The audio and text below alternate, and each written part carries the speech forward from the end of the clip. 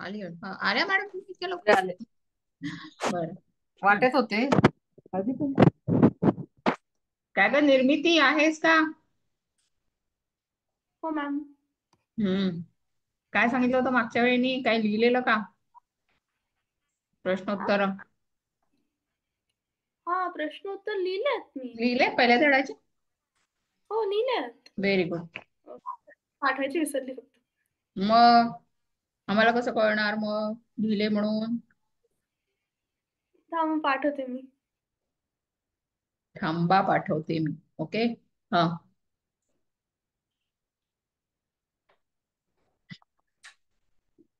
Recording.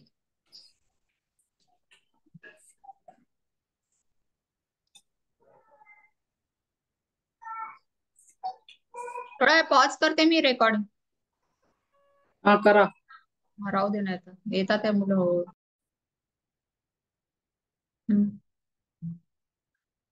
आधी सुरभी. सुरभी झाला का पोवाडा? केला का ग तयार? वेळ नाही मिळाला. काय? पोवाडा त्या दिवशीचा हा हा हा येईल का आता छान म्हणता? म्हणणार आहेस? तुला पण येतो ना? आम्हाला शिरीष कुमारचा. शिरीष कुमारचा. तुम्हीच दोघींनी तयारी केला ना? फास झेलले तो वाला. आनंदे गेले अंती आता मेला त्या व्हेरी गुड.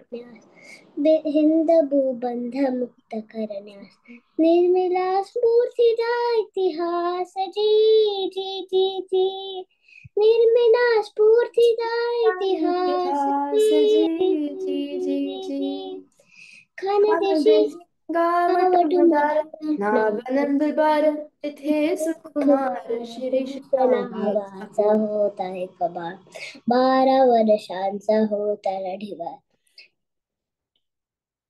म्यूट झालीस. म्यूट झाले को ताई मी म्यूट केलं तर दोघींचा आवाज इको होऊन राहिला होता. खानदेशी गावठुमदार नाव नंदबार तिथे सुकुमार शिरीष नावाचा होता एक बाळ 12 वर्षांचा होता लढीवार. पुढे जाणार जी जी जी जी समथिंग समथिंग समथिंग समथिंग. हे सगळं कोणाला माहितीये? तिने बुक काढलंय. मी पण बुक काढलं.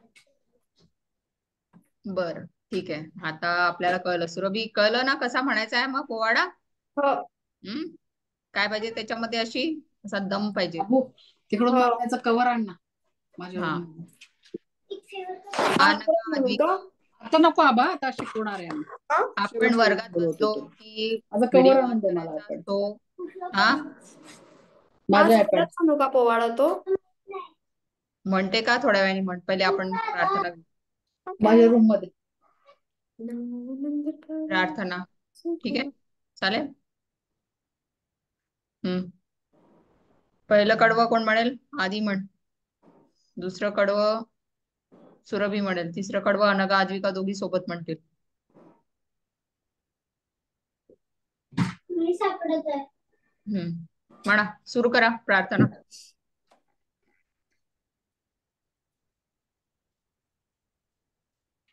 आधी अनम्यूट कर.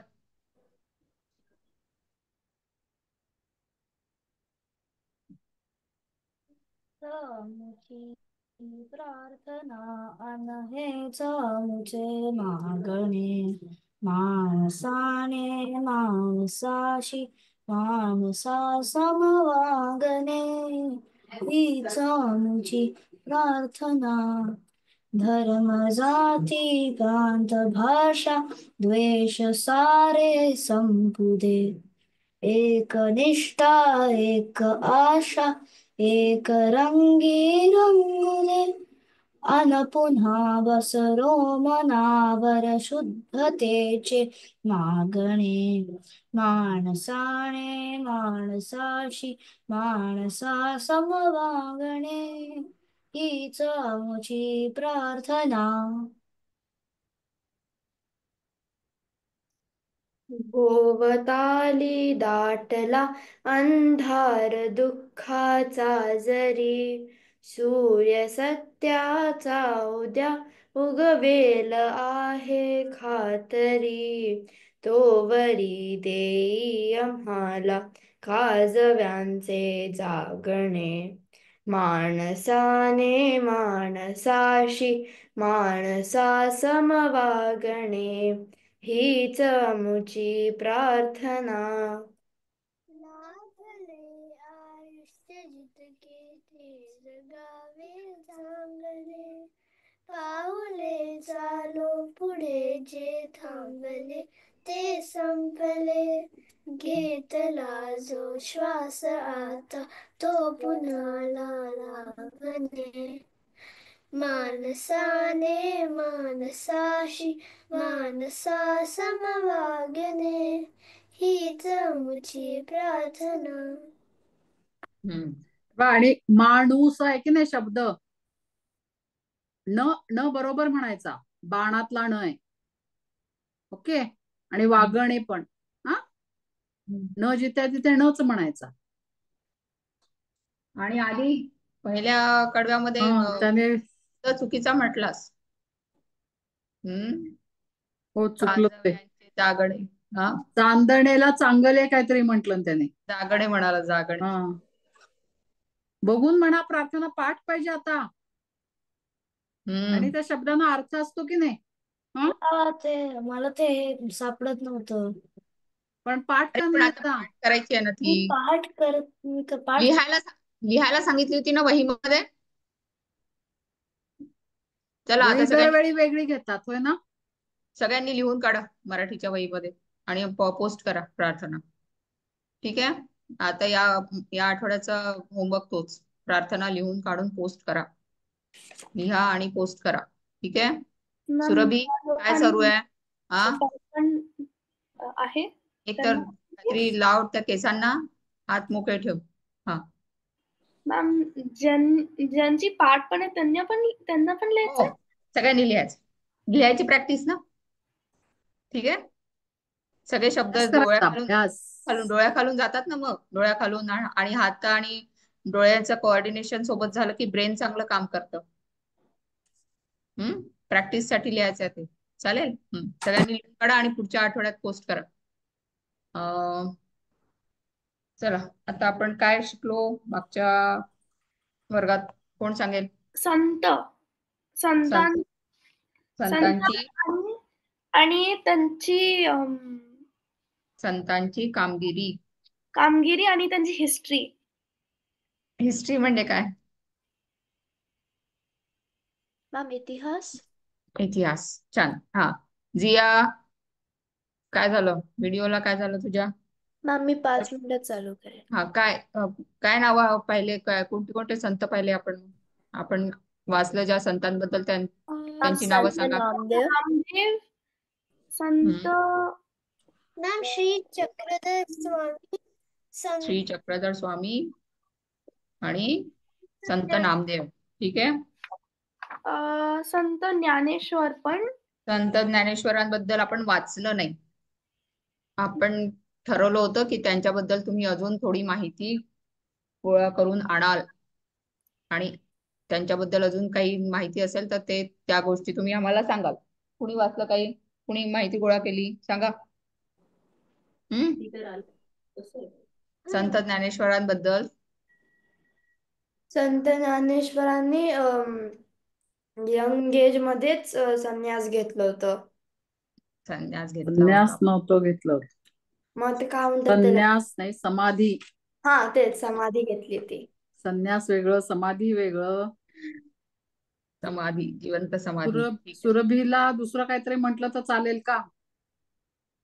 सुरभीच म्हणायला पाहिजे ना. मग समाधी वेगळं, संन्यास वेगळं, प्रत्येकाचा अर्थ वेगळा.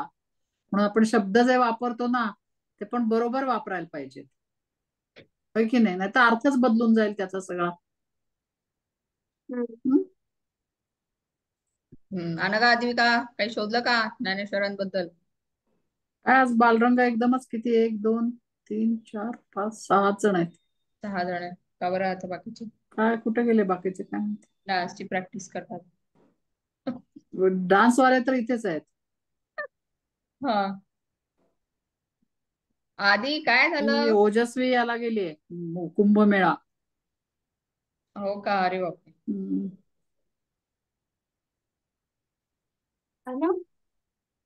पार्थ आला नाही आज. पार्थ नाही आणि ही नाही, तृषदा. तृषदा तशी येत नाही ना. नाही, आली होती आधी, मागच्या याला नव्हती, फक्त मी पहिल्याला जेव्हापासून होती. तृषदाला बघितलंच नाहीये. 2 याला आली नाही. चौथा आहे ना वर्ग आता.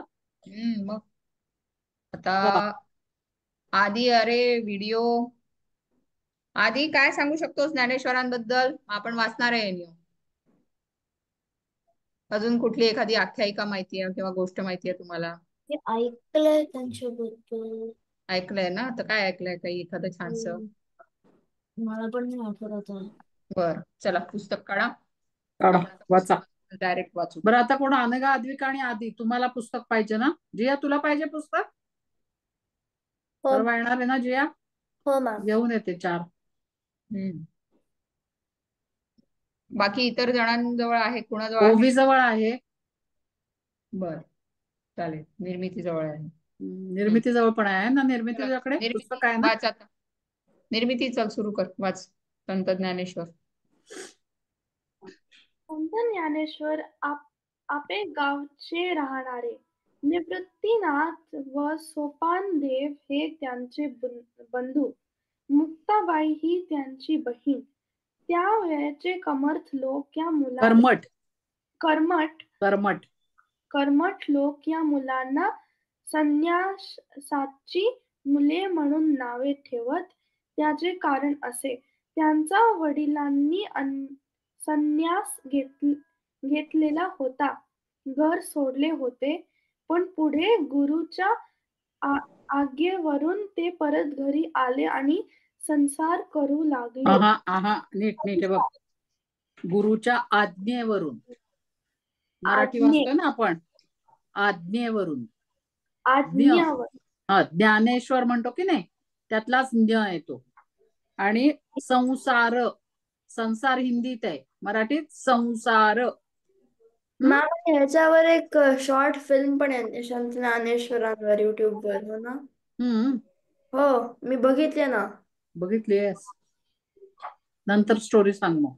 चालेल, आठवण ठेव. मी आलेच 2 मिनिटं. संसार करू लागले. पुढे त्यांनाही 4 मुले झाली. हे त्या वेळच्या कर्मठ लोकांना मान्य नव्हते. लोकांनी त्यांना वाईत टाकले होते. लोक त्या मुलांचा छळ करत होते. ज्ञानेश्वर एकदा भिक्षेची झोळी घेऊन गावात गेले. पण कोणी त्यांना भिक्षा घातली नाही. सगळीकडे त्यांना वेडेवाकडे बोल ऐकावे लागले. त्यांच्या मनाला खूप दुःख झाले. ते आपल्या झोपडीत आले. झोपडीचे दार बंद करून आत दुःख करत बसले. इतक्यात तेथे मुक्ता आली. गवताच्या ताटीवर टिचक्या मारत ती ज्ञानेश्वरांना म्हणाली, ताटी उघडा ज्ञानेश्वरा. अहो, आपण दुःखी कष्टी होऊन कसे चालेल? जगाचे कल्याण कोण करेल? बहिणीच्या उपदेशाने ज्ञानेश्वरांना हुरूप आला. दुःख विसरून ते कामाला लागले. ठिकठिकाणी गरिबांच्या मागासलेल्या लोकांच्या धर्माच्या नावाखाली छळ होत होता. तेव्हा ज्ञानेश्वरांनी लोकांना कळकळीचा उपदेश केला. ईश्वरावर श्रद्धा ठेवा, सगळ्यांशी समतेने वागा, दुःखी माणसांना मदत करा, त्यांचे दुःख नाहीसे करा. त्यांचा उपदेश गेली 700 वर्ष महाराष्ट्राच्या कानाकोपऱ्यात एकसारखा घुमत आहे. या काळात थांब एक मिनिट, थांब थांब थांब. सुरुवात सांगा मला आता. काही वाचलं आता निर्मितीनी? लक्ष होतं का सगळ्यांचं? मी प्रश्न विचारणार आहे.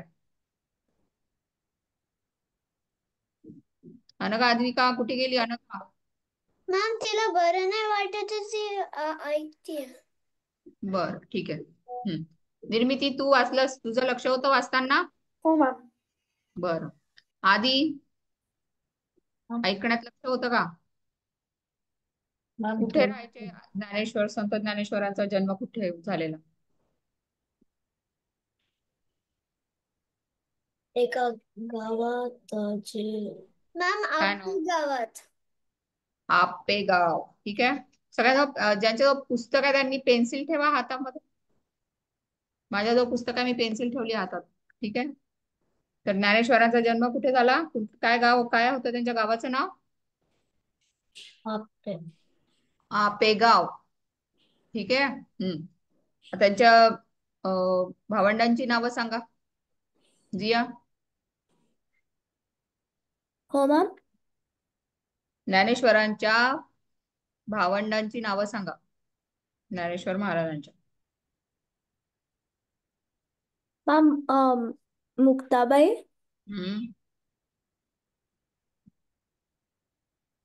निवृत्तनाथ आणि सोपानदेव. सोपानदेव. ठीक आहे.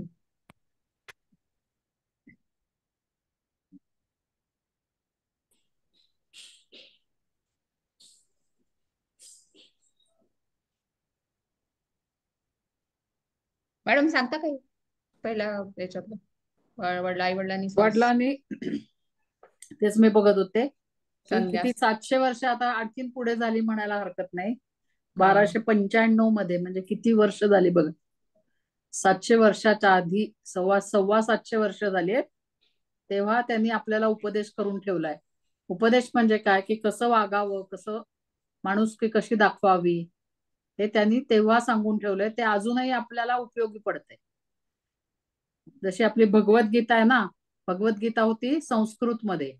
मग ते संस्कृत सगळ्यांना येत नव्हतं, म्हणून काय केलं ज्ञानेश्वर महाराजांनी, की भावार्थ दीपिका, ज्याला आपण आता ज्ञानेश्वरी म्हणतो, ते त्यांनी गीतेच मराठीत प्राकृत मध्ये लिहिलेलं, गीताच आहे ती, पण ती मराठीत लिहिली आहे. त्याला नाव दिलं त्यांनी भावार्थ दीपिका. आता आपण नाव त्याचं ज्ञानेश्वरांनी लिहिली म्हणून ज्ञानेश्वरी असं म्हणतो.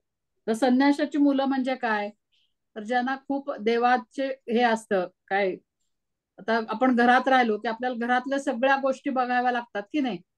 आई बाबा कसं तुमच्या भोवतीच फिरत असतात. कोणी पाहुणे आले किंवा तुमची शाळेची वेळ झाली, सगळं तेच बघत असतात. मग सगळा वेळ त्यांना देवाचं हे करायला येत नाही, जप किंवा काय, किंवा आराधना म्हणतो आपण ती.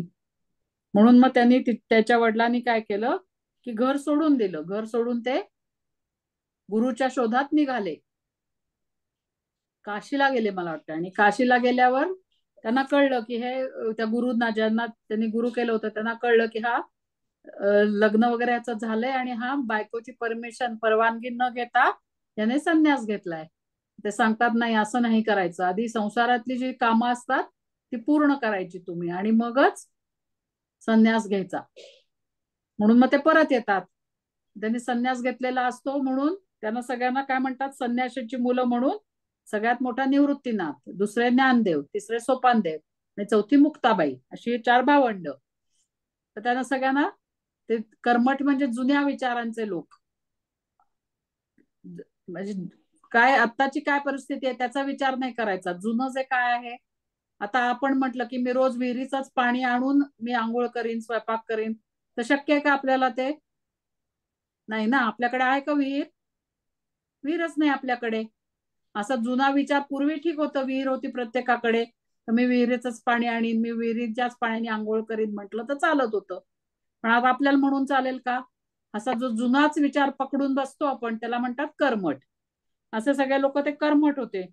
म्हणून या लोकांनी त्यांना वाळीत टाकलं. वाळीत टाकलं म्हणजे काय केलं की त्यांना काही द्यायचं नाही, भिक्षा द्यायची नाही, त्यांना आपल्यात सामावून घ्यायचं नाही, बाजूला बसू द्यायचं नाही, त्यांचं त्यांनी चौघांनी राहायचं, असं त्यांना शिक्षा दिली. वाळीत टाकलं म्हणजे शिक्षा दिली थोडक्यात.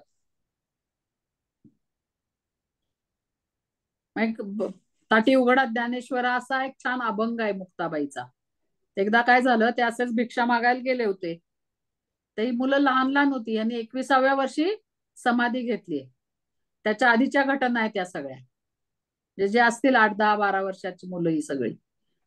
तर ते भिक्षा मागायला गेले होते. पूर्वी ना असं जे हे होते ब्राह्मण लोक, ते भिक्षा मागून जेवायचे. ते असं हे नाही करायचे, काय विकत वगैरे घ्यायचे नाही. ते असं जाऊन म्हणायचे ओम भवती भिक्षां देई, आणि झोळीत जे काय धान्य असेल त्यात ते शिजवून खायचं. असं सगळं चमचमीत बर्गर, काय तुमचं वडापाव वगैरे असलं काही खात नव्हते ते. जे काय झोळीत मिळेल, तांदूळ मिळाले भात करून खायचा, खिचडी करून खायची, बस, दॅट्स ऑल.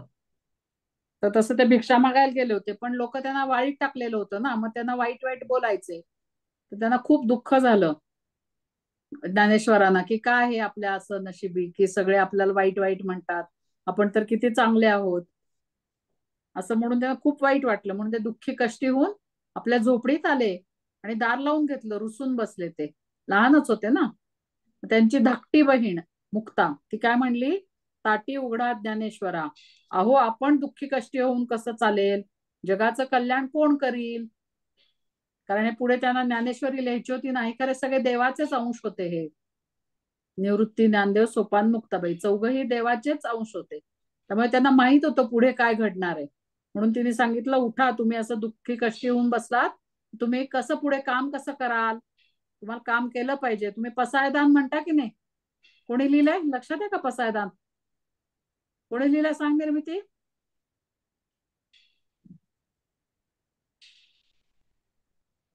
कोणी लिहिलंय? आधी तुला कोणाला माहितीये पसायदान कोणी लिहिलंय? संत ज्ञानेश्वर. संत ज्ञानेश्वरांनी लिहिलंय ना. ती काय आहे, ती विश्वाची प्रार्थना आहे अख्ख्या जगासाठी. त्यांनी फक्त म्हटलं नाही माझ्यासाठी, त्यांनी अख्ख्या जगासाठी प्रार्थना केली. तर ती, म्हणून ते म्हणतात जगाचं कल्याण कोण करील. आता जगाचं कल्याण कसं करणार आहेत ते, तर उपदेश करून, लोकांना शिकवून.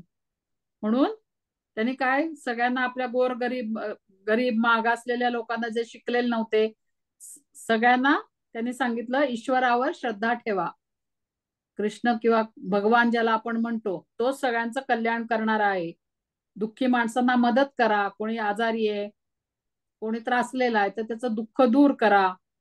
असं त्यांनी आपल्या गीतेत पण हाच संदेश दिलाय. त्यांनी तो प्राकृत मध्ये म्हणजे मराठीमध्ये दिला. तेव्हाच्या भाषेला प्राकृत मराठी म्हणायचे. ठीक आहे, इतकं कळलं? कुठला शब्द अडलाय का? कर्मठ सांगितलं मी. ताटी म्हणजे हे असतं ना, झोपडी. झोपडी पाहिली का तुम्ही? त्याचं दार, त्याला ताटी म्हणतात. छोटं दार असतं त्याला. दारही नसतं ऍक्च्युली, ते बांबूच्या बांबूचं. हा, म्हणजे असं बंद व्हावी ती, कुठेतरी विणलेलं आडोसा व्हावा इतकंच असतं ते. असतं, विणलेलं त्याचं बांबूनी. खूप काही मोठं दार असं नसतं. थोडस हे असतं, काय आडोसा होतो, बंद होऊन वारा बिरा कमी लागेल इतपतच असतं ते. आणि गवताची असते झोपडी. तुम्ही कोणी पाहिली पण नसेल ना झोपडी, कुठे पाहणारी मुलं. ठीक आहे, इतकं कळलं सगळ्यांना? हा, काय अडलंय? जिया, आधी समजलं? इतकं समजलं? कळलं का? वाईट टाकणं कळलं? वाईट का? वाईट टाकलं नाही, त्यांना काहीच द्यायचं नाही. बहिष्कार करणे, बहिष्कार टाकायचा. बहिष्कार करायचा म्हणजे काहीच त्यांना कुठलीच मदत करायची नाही, खायचं प्यायचं द्यायचं नाही, असं सगळं होतं.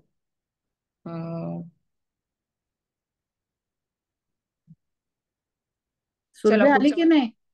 हा, आलीच नाही अजून. हा, जिया वाच पुढचं. तुझ्या जो आहे का पुस्तक? तिच्याकडे पुस्तक नाहीये. अरे सुरभी जवळ आहे, सुरभी वाच. त्या काळात धर्माचे ज्ञान संस्कृत ग्रंथांमध्ये बंदिस्त झाले होते. बंदिस्त बंदिस्त झाले होते. सर्वसामान्य लोकांची बोलण्याची व व्यवहाराची भाषा मात्र मराठी होती. ज्ञानेश्वरांनी मराठी भाषेतून ज्ञानेश्वरी हा फार मोठा ग्रंथ लिहिला. धर्माच्या ज्ञानाचे भंडार त्यांनी लोकांना खुले करून दिले. ज्ञानाचे नाही का, ज्ञानाचे. ज्ञ ज्ञ ज्ञ म्हण, ज्ञानाचे ज्ञानाचे. भंडार त्यांनी लोकांना खुले करून दिले. लोकांना बंधुभावाची शिकवण दिली. ज्ञानेश्वरांनी तरुण वयात पुण्याजवळ आळंदीत येथे जिवंत समाधी घेतली. आजही लोक मोठ्या लाखो मोठ्या भक्तिभावाने दरसाल आषाढी कार्तिकीला आळंदी पंढरीला जातात. तर आता यात काही आहे, आता मॅडमनी जे समजून सांगितलं तेच या तेच पॅराग्राफ पुढे दिले आहे ना. ठीक आहे. कुठला ग्रंथ लिहिला ज्ञानेश्वरांनी? चला, ज्ञानेश्वरी कुठल्या भाषेत लिहिला? मराठी. मराठी भाषेत लिहिला. ठीक आहे. तर आणि का बरं लिहिला, चला सांगा. कारण बाकीच्या लोकांना, जे नॉर्मल लोक होते, त्यांना कळत नव्हतं संस्कृत, म्हणून त्यांना पण कळावं म्हणून मराठीत लिहिले. बस. ठीक आहे, चालेल. आणखीन एक स्टोरी आहे त्यांची. आता सांगू का नंतर सांगूया? उद्या. काय तर आता ज्ञानेश्वरी चालू आहे ना. आषाढी कार्तिकीला आळंदी पंढरीला जातात. काय असते त्यावेळी, काय असते? आपण बोललो मागच्या वेळी त्याबद्दल. जे लोक दिंडी वगैरे घेऊन जातात. आपण केली ना शाळेत पण, आपल्या 2-3दा झाली वारी आपली. वारी म्हणतात त्याला. ठीक आहे. लाखो लोक म्हणजे किती? अनेक लोक, भरपूर. ओके, लाखाच्या वर. चालेल, सांगा मॅडम. त्याची अशी स्टोरी आहे. त्यांना ते मुंज करायची असते ना, हे ब्राह्मण आहेत, ब्राह्मणात मुंज करतात बटूची 8व्या वर्षी. तर ते त्यांना परमिशन देत नव्हते, कारण म्हणत होते तुम्ही संन्यासाची मुलं आहे, तुम्हाला कुठलाही अधिकार नाहीये धार्मिक, असं म्हणत होते. तर ज्ञानेश्वर म्हणले की असं का बोलता, तुमचा आणि माझा आत्मा एकच आहे, जो भगवान माझ्या हृदयात आहे तोच तुमच्या हृदयात आहे. तर तिकडून एक रेडा येत असतो, रेडा. तर सगळे लोक त्याची चेष्टा करतात. याचं नाव पण ज्ञान आहे, त्या रेड्याचं. तर त्याचा आणि तुझा आत्मा पण एकच आहे का? ज्ञानेश्वर म्हणतात हो, त्याचा आणि माझा आत्मा पण एकच आहे. कारण सगळ्यांच्या आत कोण आहे? भगवानच आहे ना, कृष्ण भगवानच आहे ना. तसा माझ्यात आहे तोच त्याच्यात आहे. तर म्हणे मग तू बोलशील ते त्याला बोलता येईल का?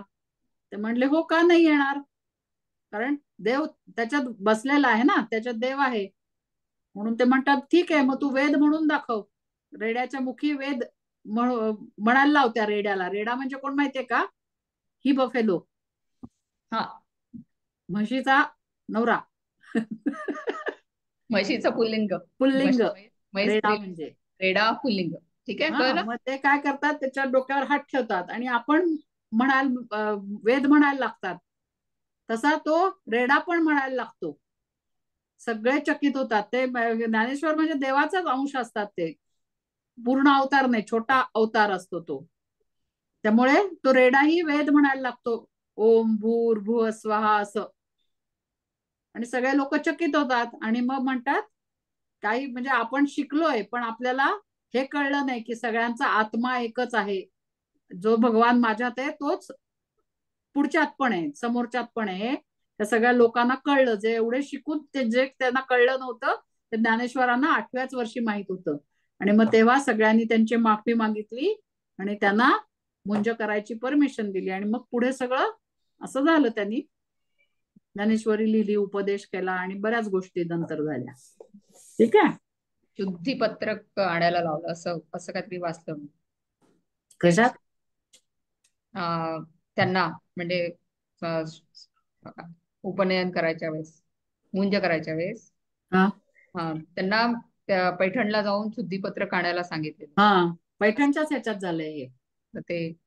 तर ते देतात मग तिथले जे असतात. पैठण हे असं काय म्हणतात, सगळे शिक्षक विद्यापीठ कसं असतं ना, आता आपले युनिव्हर्सिटी म्हणतो आपण, तर तेव्हा पूर्वी पैठण आणि इकडे तक्षशिला, काशी अशी मोठी मोठी विद्यापीठ होती संस्कृत शिकायची. म्हणजे तिथे सगळे ज्ञानी लोक असतील तिथे विद्वान असं. बरोबर आहे. शुद्धीपत्र आणायला पाठवलेलं असतं त्यांना. चला आता ज्ञानेश्वरांबद्दल. आधी आपण क्लासमध्ये बसलो आहे. काय रुबिक क्यूब काय आहे? त्याची आपण जेव्हा स्पर्धा घेऊ तेव्हा दाखवू. घेऊया एकदा तुमची स्पर्धा. ठीक आहे, चालेल. पुढचं कोण वाचेल आता? अद्विका, तुझ्याजवळ त्याच्याजवळ नाही पुस्तक. सुरभी वाच. सुरभी वाच. रविवारी मिळेल तुम्हाला तो तिघांना पुस्तक. कुठलं? संत एकनाथ का? संत एकनाथ. संत नामदेव व संत ज्ञानेश्वर यांची कार्याची नीट वाचायचं. यांच्या कार्याची परंपरा संत एकनाथांनी पुढे चालवली. ते पैठणचे राहणारे. त्यांनी भक्ती मार्गाचा प्रसार केला. त्यांनी अनेक अभंग, ओव्या व भारुडे लिहिली. कोणताही उच्च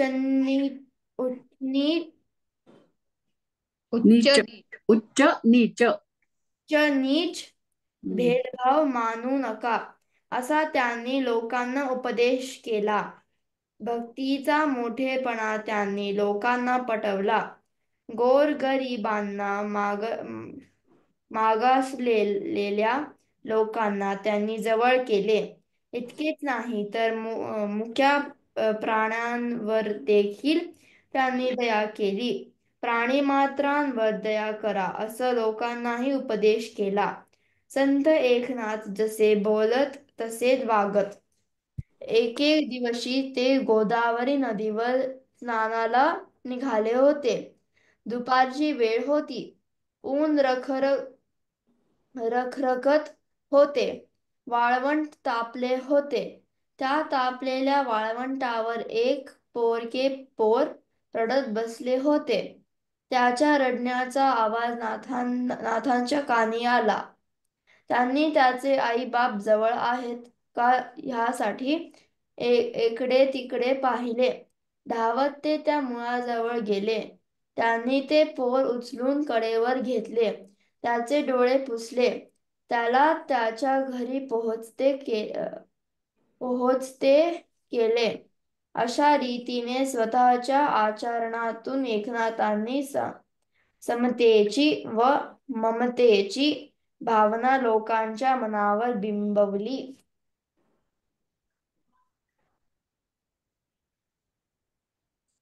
छान.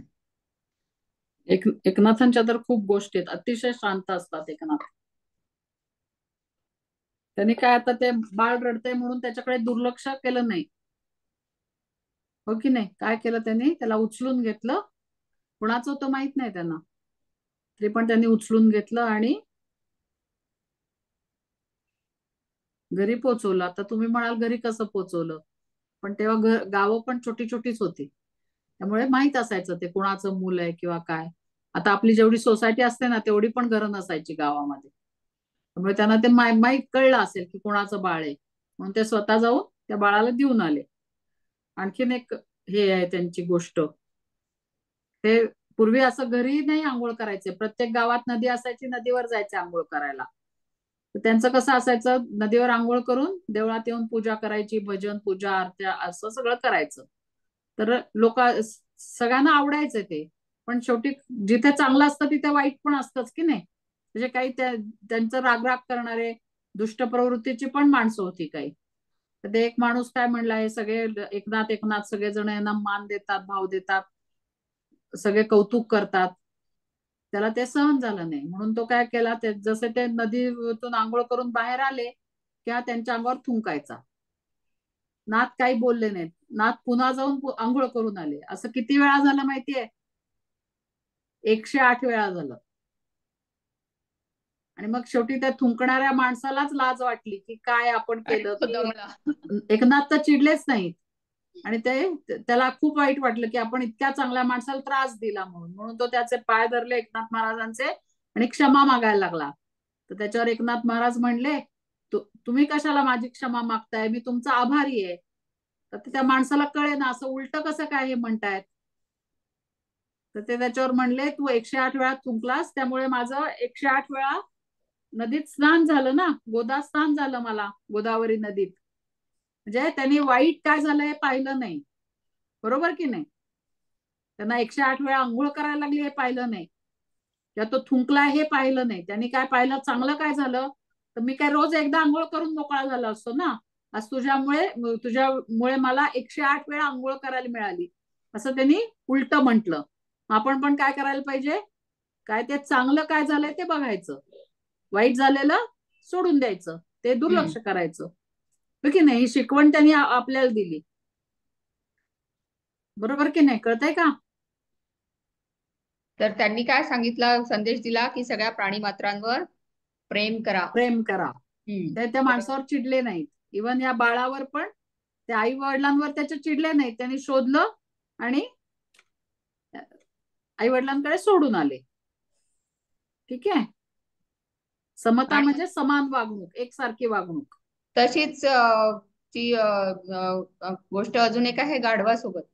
हा, पाणी गाढव पाजतात ते ना. चालले होते आणि त्यांच्याकडे जसं आता ते संत तेव्हाच्या काळात खूप प्रवास करायचे, एका ठिकाणाहून दुसऱ्या ठिकाणावर जायचे, रामेश्वरम, काशी अशा तीर्थस्थानी. तर सगळे संत म्हणजे सॉरी एकनाथांसोबत त्यांचे अनुयायी पण होते. तर तेव्हा अनुयायी म्हणजे कोण सांगा मला, अनुयायी म्हणजे कोण असावेत? शिष्य. बरं, शिष्य म्हणजे काय? शिष्य म्हणजे काय सांगा ना. मॅम प्रश्न काय होतो? एकनाथांसोबत त्यांचे अनुयायी पण प्रवास करायचे. आता मी अनुयायी शब्द वापरला, त्याचा अर्थ समजला का तुम्हाला? हो मॅम, शिष्य. बरं, शिष्य म्हणजे काय? छात्र. छात्र. ठीक फॉलोअर. आहे. बाकीच्यांना कळलं फॉलोअर. का? फॉलोअर. फॉलोअर्स. Okay, followers. हा, ठीक आहे. तर सगळेजण सोबत मिळून एक एक एक एकमेकांची सोबत घेऊन कुठे झाले होते? रामेश्वरमला. आणि प्रत्येकाच्या कमंडलू मध्ये काय होतं? कमंडलू घेऊन जायचे. कमंडलू म्हणजे काय? एक प्रकारचं भांड असतं. भांड असतं. ठीक आहे, त्याला काय छान ठेवते लक्षात? झाकण असतं, त्याला हँडल त्यात असतं पाणी पाणी घेऊन जायचं त्याच्यात. आणि त्यात पाणी नेतात. तर ते रामदासांच्या हातात असायला पाहिजे. हा, तर अशी मान्यता आहे की गंगेचं पाणी तुम्ही रामेश्वरमच्या समुद्रात नेऊन सोडायचं. गंगा समुद्राला जाऊन भेटते ना, ठीक आहे, मिळते गंगा. तसं तर त्याच्याप्रमाणे ते सगळे संतांजवळ गंगेचं पाणी होतं.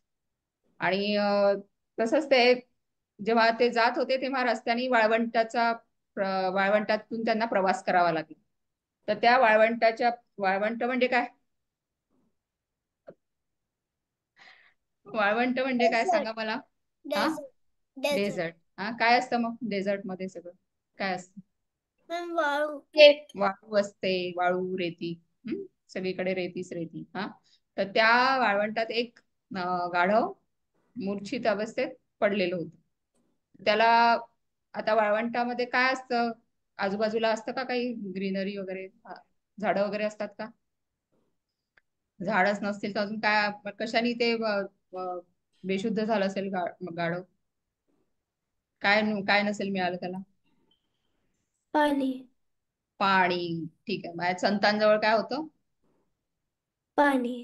पाणी. मग आता सगळ्या प्राणी मात्रांवर प्रेम करा ही शिकवण कुणाची होती?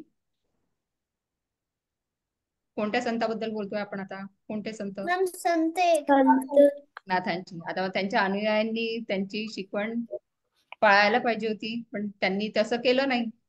आणि एकनाथांनी काय केलं, त्यांच्या कमंडलू मधलं पाणी जे आहे ते त्या गाढवाला पाजलं, जे त्यांना कुठे कुठे घेऊन जायचं होतं? रामेश्वरमला.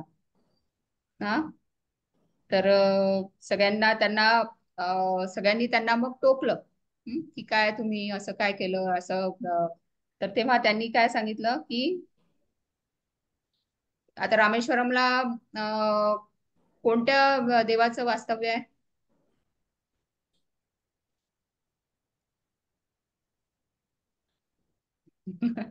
रामेश्वर कोणाचं नाव आहे? ईश्वर असलं ना कुठल्याही याच्यात तर ते शंकर. रामाचं शंकराचं. ठीक आहे, शंकराची पिंड आहे रामेश्वरमला. 12 ज्योतिर्लिंगापैकी एक ज्योतिर्लिंग रामेश्वरम. तर तिथे ते पाणी त्यांना त्या पिंडीवर ते पाणी अभिषेक करायचा होता त्या पाण्याने, सगळ्या संतांना. तर ते सगळ्या त्यांच्या सोबतचे जे अनुयायी होते त्यांनी त्या एकनाथांना म्हटलं की कसं काय तुम्ही ते या शिवलिंगावर अभिषेक करणारं पाणी तुम्ही गाढवाला कसं काय पाजू शकला? तर त्यांनी इतकं छान उत्तर दिलं की भगवान म्हणजे शंकर शंकर पण शंकरांच्या मनात पण हेच आहे की हे पाणी यावेळी या गध्याच्या किंवा या गाढवाच्या पोटात जावं, म्हणून मी त्याला ते पाणी पाजलं. ठीक आहे, तर अशी त्यांची शिकवण होती. ते नुसतं बोलायचे नाही, तर कृतीतून करून पण दाखवायचे. हा, ठीक आहे, कळलं आता तुम्हाला? तेव्हाच काय होतं, सगळं वातावरण कसं होतं? कर्मठ लोकांनी भरलेलं वातावरण होतं. हे करायचं नाही, हे केलं की पाप लागतं, हे करायचं नाही, ते केलं की पुण्य लागतं, ते केलं तर असं होतं, असं सगळ्या प्रकारचे तेव्हा विचारधारा लोकांमध्ये पसरलेली होती. तर त्या विचारधारेला काढण्याचं किंवा काय म्हणतात जुनाट विचारांना काढण्याचं किंवा ज्यांनी लोकांना त्रास होईल अशा विचारांना लोकांच्या डोक्यातनं काढायचं काम कोणी केलं? सगळ्या संतांनी केलं. त्यात एकनाथांनी दाखवून दिलं की कुठल्याही प्राण्यावर आपण कधी पण दया केली पाहिजे. गाढव आहे म्हणून त्याला तसं सोडून दिलं असतं त्यांनी, तर मग काय झालं असतं? ते गाढव मेलं असतं. हो ना?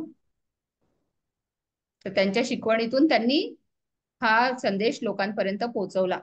कळलं आता? तेव्हाचे संत नुसतं शिकवत नव्हते, तर स्वतः पण तसंच आचरण करत होते. आचरण आपण करायचं. एक शिकलो होतो की नाही, काय सेईंग्स मध्ये, बोले तैसा चाले त्याची वंदावी पाऊले. तसं संत सगळं तसं करायचे, स्वतः जे बोलायचे तसंच ते स्वतः वागायचे. म्हणून आजही आपण त्यांना मानतो की नाही. आपण अभंग गातो की नाही त्यांचे, भारुड म्हणतो. ते लिहिले ना, एकनाथांची भारुड ओव्या खूप प्रसिद्ध आहे. अग ग ग ग ग विंचू चावला काय मी करू, विंचू चावला. ऐकलंय की नाही? कुठे कुठे ऐकलंय? ऐकून बघा, छान आहे. छान आहे. चालेल. याच्यातून पण त्यांनी संदेश दिलाय चांगलं वागायचा, कसं वागू नये, अभिमानाने वागू नये, गर्व करू नये, असं सगळं चांगल्या गोष्टी त्यांनी त्या भारुडातनं ज्या गाऊन. जास्ती आता नुसतंच मी बोलले तर तुम्हाला बोर होतं की नाही. हेच जर मी काहीतरी गाण्यात म्हटलं तर जास्ती लवकर समजतं, जास्ती लोकांपर्यंत पोहोचवतं. म्हणून त्यांनी अभंग ओव्या भारुड लिहिली. ठीक आहे, आता ऐका नंतर आपला क्लास झाला की. असं बहुतेक प्रत्येक संतांकडून छान प्रत्येक संतांनी काही ना काही लिहून ठेवलेलं आहे. आणि हे अभंग ओव्या तर सगळ्यांच्याच आहेत. ज्ञानेश्वरांचे पण आहेत. ऋणू ऋणू जुणू जुणू ऋणू जुणू ऋणू जुणू रे भ्रमरा. नंतर पहिलं तोगे काऊ कोकत आहे. खूप लिहिलेत त्यांनी. ठीक आहे, बोर तर होतंय का नाही ना? ठीक आहे, बोर झालंय काय? हो का नाही? एक पुढे संत वाचूया. तुकाराम वाचून घेऊ आणि मग सुरभी म्हणून दाखवते पोवाडा. चालेल? हा, तुकारामांची ऍक्च्युली छान एक गोष्ट आहे, पुढच्या क्लासमध्ये सांगेन. आता आपण जरा वाचूया का? नाही ना, कंटाळा नाही ना आला? शिकूया ना पुढे. निर्मिती वाच संत तुकाराम. जरा टाळ्या वाजवा बघूया, डल वाटतायत. टाळ्या वाजवा. कानोडा एक वेळा असेल. एवढा. हा. मी मागच्या वेळी एक खेळ सांगितला होता. शिवाजी म्हणतो टाळ्या वाजवा, शिवाजी म्हणतो डोक्यावर हात घ्या, काढा. अरे वा, काढा. कोणी नाही काढले. शाबास, शिवाजी म्हणतो काढा. आणि आता अभ्यासात लक्ष द्या. हा, शिवाजी म्हणतो अभ्यासात लक्ष द्या. चालेल. चल, संत तुकाराम. निर्मिती वाच. आणि आधी तू लक्ष देऊन ऐक, मी क्वेश्चन विचारेन. जिया आणि अद्विका. शिवाजी महाराजांच्या काळात तुकाराम व रामदास हे संत होऊन गेले. संत तुकाराम हे जवळील तेव्हा हे देहू पुण्याजवळ येऊन गावात व्हायचं. पुण्या अनुस्वार नाहीये. हे सुरभीने पण काहीतरी पुण्याचा उच्चार वेगळा केला आता. पुण्याजवळील. पुण्याजवळील सरळ म्हणायचंय, अनुस्वार नाहीये त्याच्याजवळ. पुण्याजवळील. हा, पुणे गाव आहे ना, त्याला प्रत्यय लागलाय ण्या. पुण्याजवळ म्हणून झालंय ते. ओके, हा वाच. पुण्याजवळील देहू गावाचे राहणारे. त्यांच्या घरी शेती भाती होती. त्यांचे किराणा मालाचे दुकानही होते. त्यांचे वाडवडील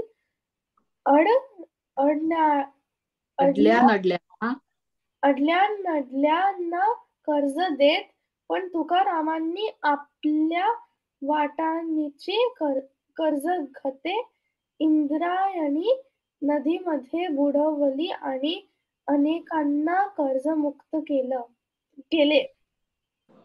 जवळच्या डोंगरावर जाऊन ते विठ्ठलाचे भजन करत. आषाढी कार्तिकीला पंढरीला जात. कीर्तन करत, अभंग रचत आणि ते अभंग लोकांना म्हणून दाखवत.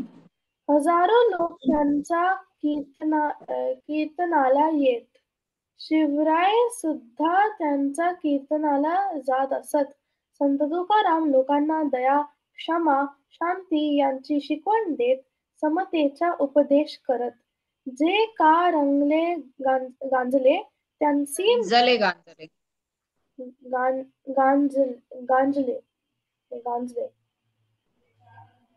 गांजले, जे का रंजले गांजले त्यांची म्हणे, जो आपुले तोची साधू ओळखावा, देव तेथेची जाणावा. हा संदेश त्यांनी लोकांच्या मनावर बिंबवला. लोकांच्या मनात विचार जागे केले. लोक संत तुकारामांचा जय जयकार करू लागले. आजही महाराष्ट्रभर आपल्याला ज्ञानबा तुकाराम हा जयघोष ऐकू येतो. ज्ञानेश्वरांचा ज्ञानबा असे म्हणतात. तुकाराम गाथा आजही घरोघरी वाचली जाते.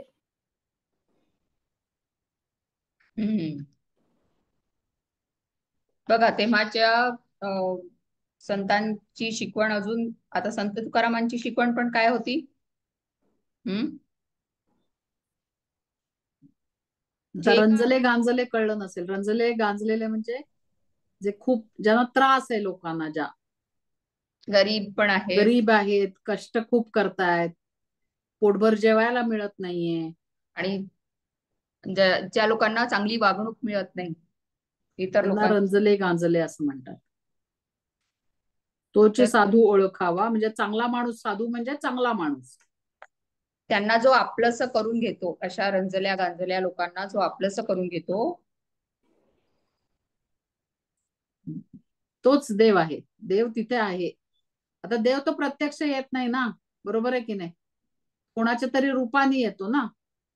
आपल्याला कधी कधी असं पटकन काहीतरी मदत मिळते कोणाच्या तरी रूपाने, तर तो देव आलेला असतो आपल्याकडे. तर मग असं त्यांचा अजून एक संदेश याच्यातनं मिळतो की तुम्ही जर त्यांची सेवा केली तर तुम्हाला देवत्व प्राप्त होईल, असं त्यांचं म्हणणं होतं. त्यामुळे आता लोकांना, तेव्हाच्या लोकांना देवाची भीती असायची, आणि देव मिळेल, देव आपलं छान करेल, आपल्यासाठी आपलं भलं करेल, असे विचार जर त्यांच्या डोक्यात आले तर ते त्या कामाला सिद्ध म्हणजे तयार व्हायचे. मग आता तुकारामांनी काय संदेश दिला की रंजल्या गांजल्यांची जो सेवा करेल त्याला देवत्व प्राप्त होईल. ठीक आहे. तर त्याच्यामध्ये आला काय त्यांचा महत्वाचा भाग जो आला की त्यांना कमी लेखू नका, त्यांना चांगली वागणूक द्या, असं अशी त्यांची शिकवण होती. पण ती डायरेक्ट सांगितलं असतं तर ते लोकांच्या डोक्यात गेलं नसतं. हो ना. त्यामुळे लोकांच्या भावना समजून लोकांना समजावून सांगण्याची जी युक्ती होती ती सगळी या संतांजवळ व्यवस्थित होती. तर त्यांनी काय अभंग लिहिले. हा, कोण यायचं तुकाराम महाराजांच्या कीर्तनाला ऐकायला? शिवाजी महाराज. शिवाजी महाराज पण जायचे आणि हजारो लोक जायचे. कीर्तन म्हणजे माहितीये का तुम्हाला? अशी रामायणातली महाभारतातली गोष्ट सांगायचे गाणी म्हणून. म्हणजे भजन का? भजन नाही, भजन वेगळा कीर्तन पार्ट आहे. पण कीर्तन म्हणजे गोष्ट पण असायची त्याच्यात, मग ते असे संतांचे दाखले द्यायचे.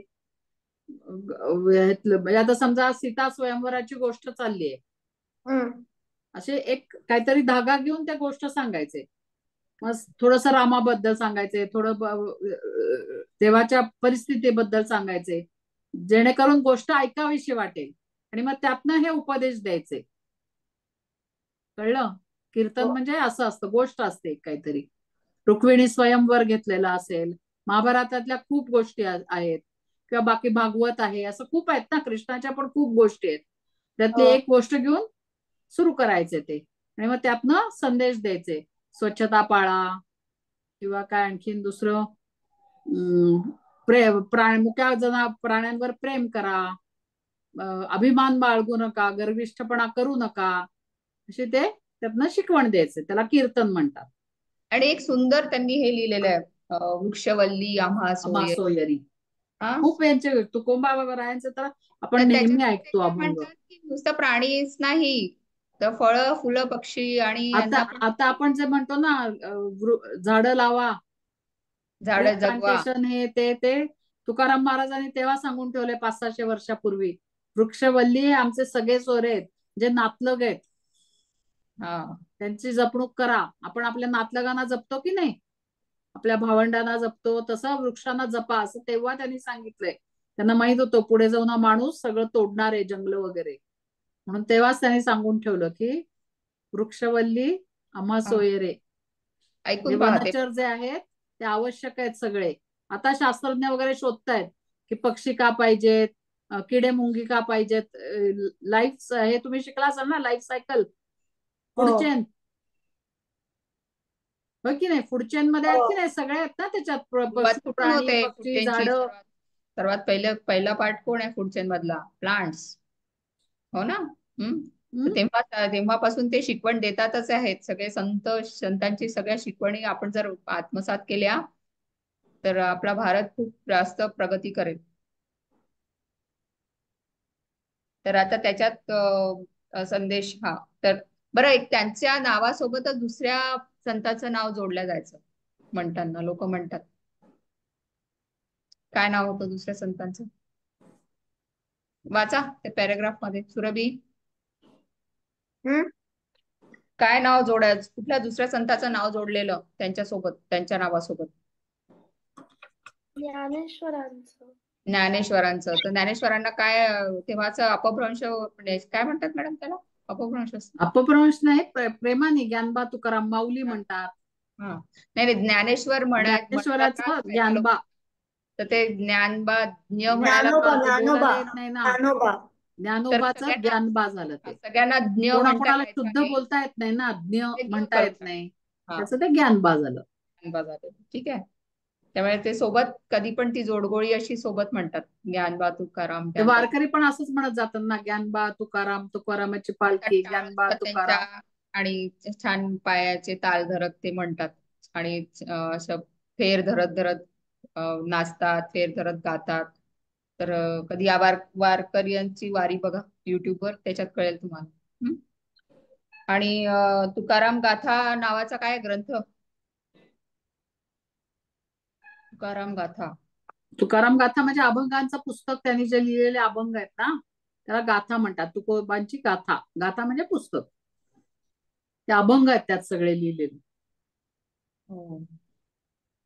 शेकडो अभंग लिहिलेत त्यांनी. खूप अभंग लिहिलेत. आहे PDF अवेलेबल. 1 ते 300. बापरे. नाही, भरपूरच लिहिलेत अहो, शेकडोच आहेत. हो. ते आमच्या इथे तो रुद्र खातो आहे ना, त्या मोठ्या 4583. तेच खूपच लिहिलेत त्यांनी. हा. ते ते रुद्र खातो येतो ना, त्याचे आजोबा येतात, ते दरवेळी एक नवीन अभंग म्हणतात. तर हो का? हो हो, 3 वर्ष होऊन गेली, एकही अभंग रिपीट नाही. 4583 अभंग लिहिले त्यांनी. त्यातला एखादा जरी आपण वाचला तरी पुरे. हा? खूप आहे. एखादा बघा, पाठ करा तुम्ही. हम्म. पाठ तर नाही होणार, 3 कडवी असतील एकेका अभंगात, आहे ना? 3-4 कडे 4च ओळी असतात मॅडम. हा एवढा एक अभंग झाला. हो का? अच्छा. हा म्हणजे एक काय एक चरण हे झालं, एक कडवं झालं. हे फार नसतात अभंग मोठे. हा हा. नाही पण थोडे ऍटलीस्ट दोन दोन कडवी तर राहत असतील ना?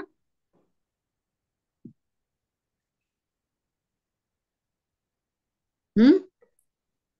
1-2 कडवी तर राहतच असतील. हो हो. हा. आता हे आपण हे म्हणतात ना, ओंकार प्रधान रूप गणेशाचे, त्याला हा. 4 कडवी आहेत. पण ते इतकं छोटस असतं, खूप अशी मोठी मोठी कडवी नसतात. ते पण तुकारामाचा अभंग आहे. हा. बघते. ओंकार प्रधान रूप गणेशाचे. थांबा मी सांगते.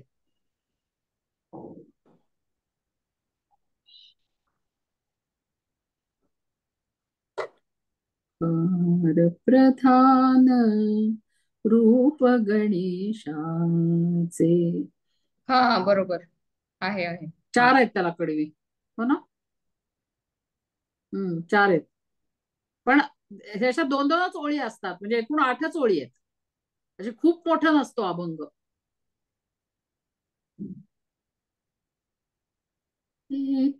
देवाचे जन्मस्थान. चला, एकेकाने एक एक छान छान अभंग छान शोधून छान अभंग एक तयार करा. आणि तुकारामांबद्दल आणि ज्ञानेश्वरांबद्दल आता आपण 2 पाहिले आज, आणि एकनाथ पाहिले. ठीक आहे, एकनाथांबद्दल वाचलं, ज्ञानेश्वरांबद्दल वाचलं आणि तुकारामांबद्दल वाचलं. त्यातलं कुठल्याही एका संतांबद्दल एक्स्ट्रा वाचून या पुढच्या क्लासमध्ये. बरं, आणि एखादा अभंग पाठ करा छान ऐकून. अभंग किंवा गाणं किंवा कीर्तन किंवा भारुड, काही पण चालेल. भारुड पण चालेल. गवळण पण बरेच आणि एकनाथांनी गवळणी पण खूप छान लिहिल्या आहेत. हो. आणि सगळ्यांचं काय, हे भगवान विष्णू, सगळ्यांचं आराध्य दैवत भगवान विष्णू, विठ्ठल, पंढरपूरचे विठ्ठल. ठीक आहे. तर आता काय एक टास्क काय दिलाय मी, सगळ्यांनी प्रार्थना वहीत लिहून काढून लिहायची आणि त्याचा फोटो पाठवायचा. ठीक आहे. आणि आता पाठ पाहिजे आणि शब्द चुकायला नाही पाहिजे. तुम्ही आता मोठ्या वर्गातली मुलं आहात. आता परवा 26 जानेवारीचा कार्यक्रम खूप खूप छान झाला. तेव्हा जर तू मोठ्या वर्गातल्या मुलांनी चुकीची प्रार्थना म्हणली तर काय वाटेल त्या सगळ्या बाकी लहान मुलांना? आपल्या ताई दादांनाच नीट येत नाही अजून, होय की नाही? आता तुमची सगळ्यांची प्रार्थना छान पाठ